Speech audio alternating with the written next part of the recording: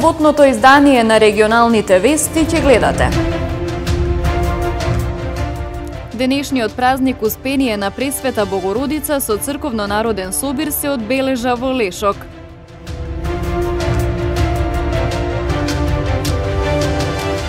Во услови на пандемија неопходно е државата да обезбеди механизми за психолошка поддршка за граѓаните, нагласуваат психолозите. Група млади луѓе од различни земји беа во посета на црквата Свети Кирил и Методи во Тетово, каде што се запознаа со вредностите што ги шири христијанството.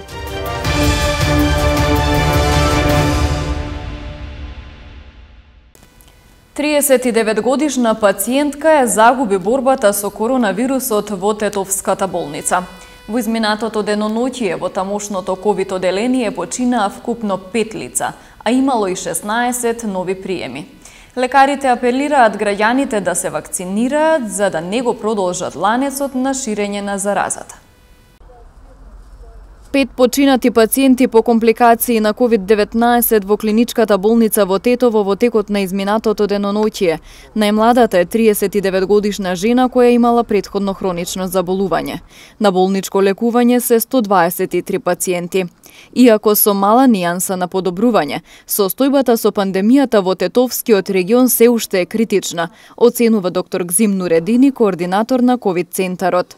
За 24 часа сме имали нови 16 приеми. А што се однесува за моментални хоспитализации, имаме 124 пациенти, од кои 123 се на кислородна поддршка, а за жал сме имали 5 пациенти почина, од кои сите не вакцинирани, а најмлада е на 39 годишна жена е 39, која имаше со коморбидитети, некоја ендокринолошка болест. Доктор Нуредини вели дека граѓаните треба да се вакцинираат за да не го продолжат ланецот на ширење на заразата, особено поради фактот дека најголем број од хоспитализираните, но и починатите не се вакцинирани. Би рекол дека и невакцинирањето значи ти си дел од пренос на заразата, не знам како би го дефинирал, можеби малку грубо, али навистина треба сите граѓани да знаат дека единствен начин за да се пресече овој ланец на инфекции е вакцинацијата, без обзира колку проценти, дали 80, 70, 90, како и да е, ти ќе бидеш дел од прекин на тој ланец на пренос на ова зараза. Иначе ние вака може уште 2-3 години да одиме и не знаеме каде ќе биде крајот. А од другата страна видите секој ден имаме 5, 7, 3, 10 мртви, тоа не е мала бројка. Инаку бројките на новодиагностицирани во Тетовскиот регион секојдневно растат. Во ковид статистиката вчера беа регистрирани 110 нови случаи, со што активно болни се 2038 лица. Новата учебна година за средношколците од Тетово и од Гостивар поради епидемиолошката состојба со COVID-19 ќе започне онлайн. Ова одлука на Комисијата за заразни болести не ги опфаќа основните училишта. Гостиварскиот градоначалник Арбен Таравари пак смета дека треба да се примени и во основните, во период од 2 до 3 недели, додека дојде до стабилизација на состојбите. Сериозната епидемиолошка состојба со ковид и преполните болници во Тетово и во Гостивар ги натераа надлежните да донесат одлука средните училишта во Полошко да ја започнат новата учебна година онлайн. Мерката е привремена со траење од 2 недели и се однесува само на средните, а не и на основните училишта. Комисијата за заразни болести проценила дека тие може да почнат со физичко присуство. Гостиварскиот градоначалник Арбен Таравари вчера во гостување на Канал 5 рече дека сите училишта во Гостивар треба да работат онлайн во период од 2 до 3 недели, додека дојде до стабилизација на состојбите. По бројките како течат, како расте бројот на инфицирани, и во Гостивар ги гледав редовно, ги пратев бројките, кажав јавно дека убаво би било првите 2 до 3 недели да бидат онлайн, додека се стабилизира ситуацијата, па после тоа да започнат со физичко присуство. Децата се најголемите трансмитери или пренесувачи на вирусот, кои што генерално ја поминуваат болеста асимптоматски. И во овој период кога има во огромен број на семејства во гостиварско зборам, инфицирани луѓе, децата одат во училиште и се пренесуваат едни на други.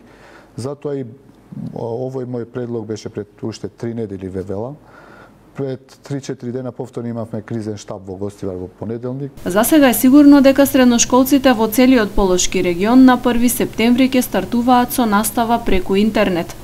Согласно одлуката на владата за сите други ученици, наставата треба да започне со физичко присуство. Исклучок се ученици кои имаат хронични болести и оние кои имаат член од семејството со хронично заболување. Од физичко присуство во училиште може да биде ослободен и ученик кој поднел барање од немедицински причини, но за тоа ќе одлучува училиштето и советот на родители. Како луѓето да го сочуваат менталното здравје и да го избегнат стресот во ова тензично време на ковид-пандемија? Не можеме да ја смениме ситуацијата, но може да делуваме врз сопствениот страв, вели психологот од Центарот за социјална работа во Гостивар. Исто така нагласува дека е неопходно државата да обезбедува механизми за психолошка поддршка на граѓаните. По релативно стабилни 2 месеци, ковид-пандемијата повторно завладеа со животот на луѓето. Шансата да се здивне од лоши вести, за жал, траеше кратко. Одново сме преокупирани со ризиците и последиците од коронавирусот. Во сета таа тензија малку се зборува и обрнува внимание на менталното здравје. Со право се поставува прашањето, како луѓето да сочуваат здрава психа и да го избегнат стресот, кога сирените од брзата помош и вестите за загубени човечки животи станаа секојдневие. Не можеме да ја смениме ситуацијата, но може да делуваме врз сопствениот страв, оти со постојан страв не се живее, вели психологот од Центарот за социјална работа во Гостивар Билен Карахасан. Бидејќи ние не сме свемокни, значи не можеме да ги допреме овие вести, еве овие сирени. Значи од Сабајле ја слушам 3 пати сирени, од џамија слушам 5 пати така дека тоа не е добро за наша психа. Ама треба да се обидеме ние што можеме да направиме за наше ментално здравје. Значи да направиме еден амбиент кој не е овака, кој е малку поинаков. Да ги затвориме ако треба и прозорите, да не слушаме овие гласови, да пуштиме гласна музика, да се дружиме со семејството, да не се плашиме, да сме сигурни, бидејќи стравот не е добро. Најлошо нешто е стравот. Ако треба некој да умре, ќе умре, тоа му е пишано. Ама со живот, со страв не се живее. Психологот забележува дека менталното здравје на луѓето е ставено на последно место од надлежните и потенцира дека во кризни времиња неопходно е да се преземат чекори за психолошка поддршка на граѓаните. Државата може би направил некои работи, ама никој не се справи со овој феномен страв. Никој не излезе. Значи, ова држава требаше да припреми армија на психолози за вакви мерки, кои ќе даваат позитивни вибрации, позитивни совети. Ние сме нон-стоп бомбардирани со лоши информации. Така дека држава сега делува со некои цели, таа има своји програми, ама јас апелирам на државата да малку мисли на менталното здравје на овој народ, на овие луѓе, и малку да го балансира стравот со некои други мерки кои ќе го намалат тој страв, а не само страв да дава на народот. Бидејќи тоа не е добро, тоа е огромна критика. Од моја страна како психолог. Зборувајќи од свој стручен аспект, психологот Карахасан оцени дека ограничувањата и забраните воведени за невакцинираните лица придонеле за дополнителна нервоза и удар плюс врз психата. На крај, вели тој, човекот е научен да се прилагоди кон секакви ситуации и животни предизвици, па така ќе биде и со пандемијата. Денес се чествува големиот христијански празник Успение на Пресвета Богородица. Традиционално празникот се одбележа во манастирскиот комплекс во Лешок. Денешниот празник Успение на Пресвета Богородица со црковно-народен собир се одбележа во манастирскиот комплекс Свети Атанаси во Лешок.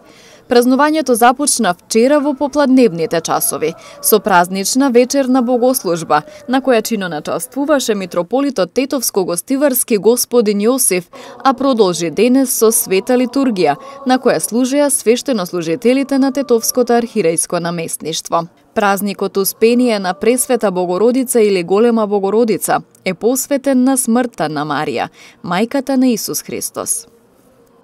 Како што вели незиниот тропар, во рождеството детството си го сочувала, но во Успението свето не си го ставила Богородице, си се представила кон животот мајко на вистинскиот, на суштиот живот. И со твоите молитви се избавуваат од смрт нашите души. Сушност таа свето никогаш не го оставила, туку будно бдее над спасението на сите луѓе и колку многу спасила, и колку многу исцелила, и колку многу за различни маки го помолила својот син, зашто од неа поголема посредничка не постои. Меѓу нас луѓето и Бога, посилна и поголема посредничка од мајката Божја не постои. Ете така, сите ние кои што се собравме денес да го прославиме нејзиното честно успение, да се радуваме за неа и да се радуваме во неа и да ја молиме, да го моли Бога за се целиот род човечки и да биде постојано со нас во сите неволји, беди и маки до преобразбата на овој свет. И покрај пандемијата со почитување на мерките, верниците останаа верни на традицијата за празнување во Лешок, востановена пред многу години. Еве денеска постарите, повозрастните доаѓаат, сите ка младите. Може би е грешка што се толку опуштени према пандемијата. Ама тоа е, друго нема што се прави. Сепак вера ни е да појдеме, да запалиме појдна свеча за здравје, да се помолиме уште поборго пандемија, да ни замине. Убаво, весело, весело. Ја многу сум овде одавно, многу одавно. Туку рече оставев овде да помагам на црквата, на манастирот. Сега веќе дојде години, оставев тоа на помладите. И така, весел ден за православието. Верниците денес ги посетуваат двата црковни храма на манастирскиот комплекс, подигнати во чест на Свети Атанаси и на Пресвета Богородица, и палеа свеќи за здравје. Инаку Голема Богородица е домашна слава на многу православни семејства. На празникот му претходи двонеделен пост. Преку проект на Еразмус Плюс програмата, група млади луѓе од различни земји вчера го посетија православниот храм Свети Кирил и Методи во Тетово. Преку овој проект застапено е учењето за различните култури, традиции и обичаи. Група од 30 на млади луѓе од различни земји вчера беа во посета на црквата Свети Кирил и Методи во Тетово, каде што се запознаа со вредностите што ги шири христијанството. Нивната посета на Тетово е во рамки на меѓународниот проект на Еразмус Плюс програмата, насловен како Се за љубов. Преку овој проект застапено е учењето за различните култури, традиции и обичаи, а се со цел луѓето да бидат посплотени, да нема дискриминација и да се почитуваат различностите. Наша организација и нашите волонтери работат, особено оваа програма Еразмус Плюс, доста е фокусирана на учење за различните култури. Мислам, и тоа е нормално кога ќе дојдат различни луѓе од различни земји, нормално е да учат едни од други за начинот на однесување, за начинот на живење, начинот на работење. Самото тоа што се заедно 8 дена и живеат заедно, конкретно тука на Попова шапка, им е еден начин учење и запознавање со самите себе, запознавање на од каде доаѓаат и како функционираат. Учесниците во овој проект се воодушевени од природата на нашата земја, храната и гостопримливоста на македонскиот народ. За мене е многу интересно да бидам овде, не ми е прв пат во Македонија, но прв пат сум во Тетово. Ми се допадна Попова шапка, бидејќи таму престојуваме. Сакам да скијам, така што би се вратил тука повторно во зима.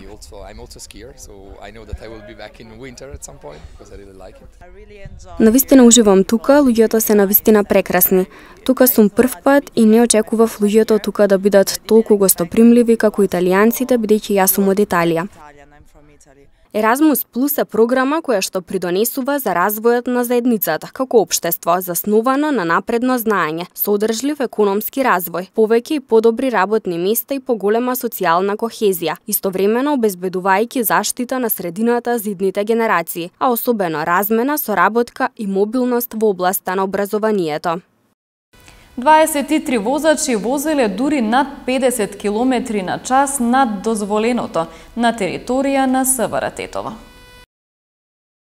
Вчера во периодот од 14 до 20 часот полициски службеници на СВР Тетово спроведоа засилена акциска контрола за санкционирање на возачи кои управуваат возило со брзина поголема од пропишаната на територија на секторот за внатрешни работи Тетово, при што биле санкционирани 65 возачи. Од нив 23 возеле со брзина од над 50 км на час повеќе од дозволената, а 7 со дури над 70 км на час над дозволеното. Засилените сообраќајни контроли продолжуваат и во наредните денови. Од МВР апелираат до граѓаните да ги почитуваат сообраќајните правила и прописи, за да се зголеми безбедноста во сообраќајот и заедно да придонесеме за посигурни патишта. Одбојкарската репрезентација на Македонија денес патува за Тампере, Финска, каде во среда ќе го започне настапот на Европското првенство. Нашата репрезентација на континенталниот собир е во група заедно со селекциите на Финска, Холандија, Русија, Шпанија и Турција. Одбојкарската репрезентација на Македонија ги заврши подготовките и денес патува во Тампере, Финска, каде во среда ќе го започне настапот на Европското првенство. Нашите одбојкари втор пат ќе учествуваат на континенталните собири, откако во 2019 година бевме дел од првенството во Љубљана. Ја искрено како спортиста секогаш сум оптимиста и верувам во нашите играчи и се надевам на вистина дека ќе се пласираме во вториот круг. Моите оптимистички најави не се случајни. Многу се работеше со нашата репрезентација. Веќе 50 дена се е во погон и се надевам дека баш најдобрите утакмици ќе ги пружиме на Европското првенство, почнувајќи од таа првата против Финска, на која се надевам на победа и убеден сум дека ќе се пласираме во следниот круг. Капитенот на одбојкарската репрезентација Никола Ѓорѓиев очекува Македонија да ја мине групната фаза и да обезбеди пласман во елиминацијската рунда. Па јас искрено се надам дека можеме, затоа сме собрани тука, затоа тренираме овие 2 месеца, затоа оставивме се живи, фамилии и деца и се. Тоа е наша желба, тоа е наша цел. И сега знаете, во групата сме аутсайдери, сите веќе имаат впишано победата против нас, меѓутоа ние имаме своји сметки, така да против никого не се плашиме, со сите ќе играме, па со Бога напред. Македонија настапот го започнува во среда против домаќинот Финска. Потоа во петок на 3 септември ќе играме против Холандија. Продолжуваме против Турција во недела, додека во понеделник на 6 септември ќе се сретнеме со Шпанија. Групната фаза завршува со дуел против Русија на 8 септември.